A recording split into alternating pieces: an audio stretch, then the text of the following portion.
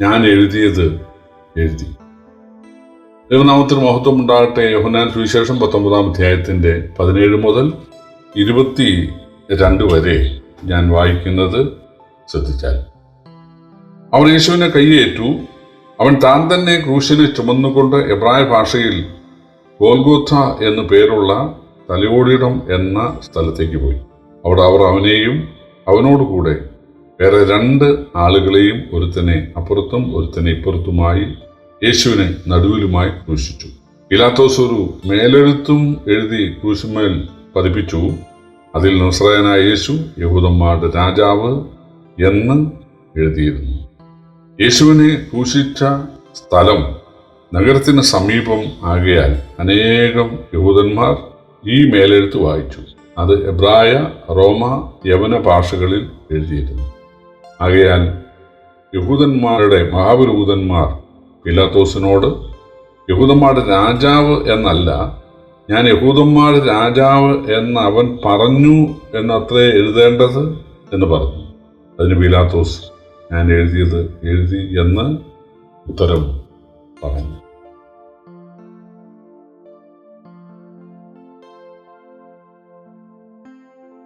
നസറേയനായ യേശു യഹൂദന്മാരുടെ രാജാവ് എന്ന് 3 ഭാഷകളിൽ എഴുതിയത് ഈ കാൽവറി മലയിൽ വെച്ച് ഒരു പടയാളിയല്ല.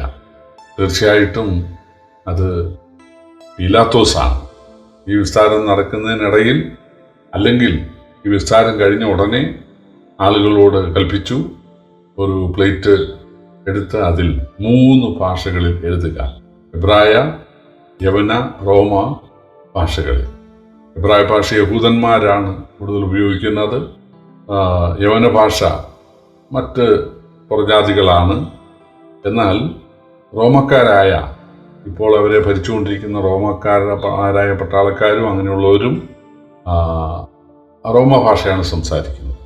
അപ്പോൾ അന്ന് ഇസ്രയേലിൽ ഉണ്ടായിരുന്ന ആ 3 ഭാഷയിലും പീലാത്തോസ് ഒരു മേലെഴുത്ത് എഴുതിയിരിക്കുകയാണ്. എന്നിട്ട് അത് ആ കുരിശിൽ തറച്ചിട്ട്, ആ കുരിശാണ് യേശുവിനെ കൊണ്ട് ചോപ്പിച്ചത്. അതുകൊണ്ടാണ് അവർ ആ സമയത്ത് പീലാത്തോസിനോട് പറയുന്നത്, ഇങ്ങനെയല്ല എഴുതേണ്ടത്, അവൻ യഹൂദന്മാരുടെ രാജാവെന്ന് പറഞ്ഞു എന്നാണ് എഴുതേണ്ടത്. പീലാത്തോസ് പറഞ്ഞു, ഞാൻ എഴുതിയത് എഴുതി. മനസ്സില്ലാ മനസ്സോടെ ആയിരുന്നു പീലാത്തോസ് യേശുവിനെ വിധിച്ചത്. പീലാത്തോസിന് അറിയാമായിരുന്നു യേശു തീർച്ചയായിട്ടും പ്രത്യേകതയുള്ളവനാണ്. യഹൂദന്മാർക്ക് ദൈവപ്രത്യക്ഷതയും ദൈവദൂതന്മാരുടെ പ്രത്യക്ഷതയും ഒക്കെ ഉള്ളവരാണെന്ന് പീലാത്തോസ് കേട്ടിട്ടുണ്ട്. തീർച്ചയായിട്ടും യേശുവിനെ വിസ്തരിക്കാനിടയായപ്പോൾ, യേശുവിനെക്കുറിച്ച് ഇതിനോടകം കേട്ടതും, എന്തിന് തൻ്റെ ഭാര്യ, മറ്റൊരു സുവിശേഷത്തിലുണ്ട്, പീലാത്തോസിൻ്റെ ഭാര്യ ആളെ അയച്ച് പറഞ്ഞു, ഞാൻ സ്വപ്നത്തിൽ ദൈവം എന്നെ ഒരു കാര്യം അറിയിച്ചു, നിന്റെ അടുക്കൽ വിസ്താരത്തിന് വരുന്ന യേശു നീതിമാനാണ്, ഒരു കുറ്റക്കാരനല്ല, അതുകൊണ്ട് അവനെ നീ വിട്ടയക്കണം എന്ന് പീലാത്തോസിൻ്റെ ഭാര്യ പീലാത്തോസിനെ അറിയിച്ചതാണ്. ഇതിനോടകം യേശുക്രിസ്തുവിൻ്റെ പ്രസംഗങ്ങളും അല്ലെങ്കിൽ യേശുക്രിസ്തുവിൻ്റെ അത്ഭുതങ്ങളും ഒക്കെ പീലാത്തോസ് കേട്ടിട്ടുണ്ട്. ഭാര്യ പറഞ്ഞയച്ചു. അപ്പോൾ പുള്ളിക്ക് മനസ്സിലായി. 3ാമത് യേശുവിൻ്റെ വാക്കുകൾ. യേശു ഒന്നാമത് മൗനമായിരിക്കുന്നു.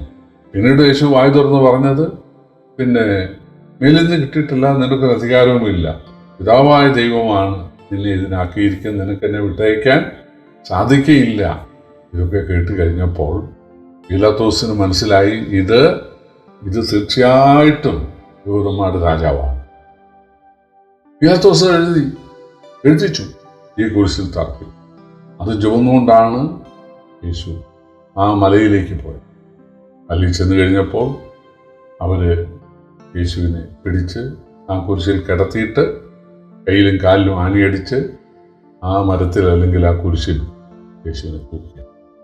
അങ്ങനെ യേശു തൂങ്ങിക്കിടക്കുമ്പോൾ അവിടുത്തെ ന്യായാധിപൻ എഴുതിയ ആ ചാർജ് ഷീറ്റ്, കുറ്റസംഗതി അവർ വായിക്കുകയാണ്. ഇതൊരു പെരുവഴിയുടെ സൈഡിലായിരുന്നത് കൊണ്ട് വിവിധ ഭാഷക്കാരതിലെ യാത്ര ചെയ്യുന്നു. അവർ വായിക്കുകയാണ്, നസറേയനായ യേശു യഹൂദന്മാരുടെ രാജാവ്. പ്രിയപ്പെട്ടവരെ, അന്നത്തെ 3 പ്രബല ഭാഷയിലുള്ള ആളുകൾ യേശു ഒരു കള്ളപ്രവാചകനോ മന്ത്രവാദിയോ അല്ലെങ്കിൽ ഭൂതബാധിതനോ അവർ ആക്ഷേപിച്ച് പറയുന്നത് പോലെയുള്ള ആളല്ല. മനുഷ്യവർഗത്തെ അല്ലെങ്കിൽ ഇസ്രായേലിനെ രക്ഷിക്കുവാൻ, യഹൂദന്മാരെ രക്ഷിക്കുവാൻ മശിഹയായി ദൈവപുത്രൻ വന്നതാണ് എന്നുള്ളത് ആളുകൾ അറിയണം, എല്ലാ ഭാഷക്കാരും അറിയണം എന്ന് പിതാവ് ചിന്തിച്ചു. അത് പീലാത്തോസിനെ കൊണ്ട് ചെയ്യിക്കുകയാണ്.